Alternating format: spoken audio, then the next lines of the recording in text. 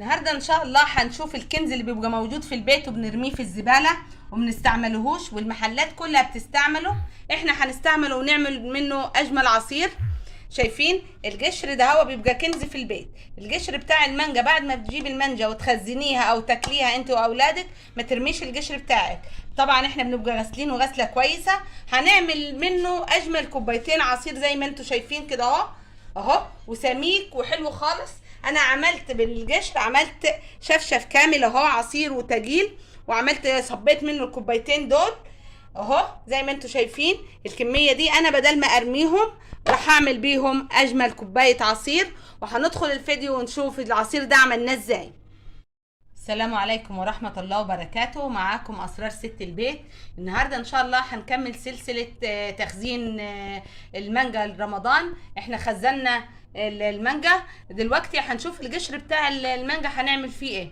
بدل ما ترميه هنعمله زي ما بيعملوه المحلات الكبيره والكافيهات، بيعملوا بقشر المانجا بيعملوا بيه العصاير اللي احنا بنشربها في المحلات.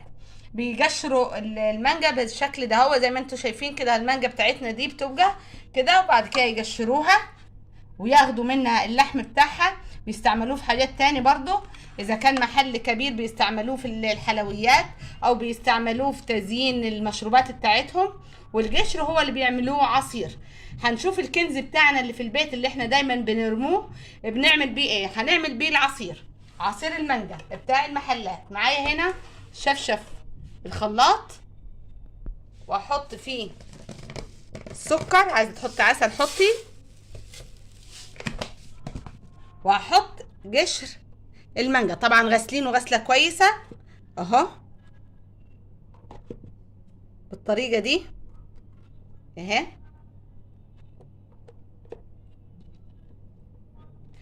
بعد ما هنضربه هنصفيه ونشوف احسن واجمل كوبايه عصير مانجا زي المحلات والكافيهات اهي.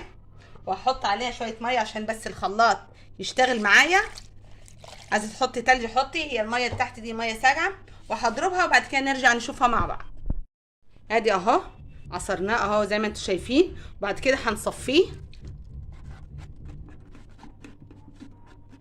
اهي. شايفين تجيل حلو خالص اهو، نفس السمك اللي هما بيقدموه لنا اهي.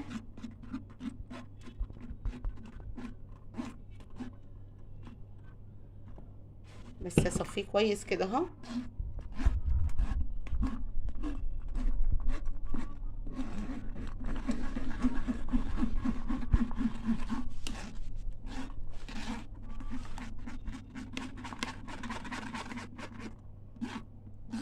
هصفيه وارجع لكم بعد كده. وادي اهو العصير بعد ما صفيته. شايفين هنشوفه دلوقتي لما نيجي نصبه في الكاسات او الكوبايات هنشوف السمك بتاعه ازاي اهو. بصوا شايفين تجيل ازاي اهو. هو ده عصير المانجا بتاع المحلات اهو. انا حطيت له مكعبات تلج اهي اهي. شايفين والطعم يعني ما تقوليش ان ده القشر اللي طلع من المانجا اهو. وان شاء الله يكون عجبكم الفيديو وتجربوا الوصفه الحلوه دي. والسلام عليكم ورحمه الله وبركاته.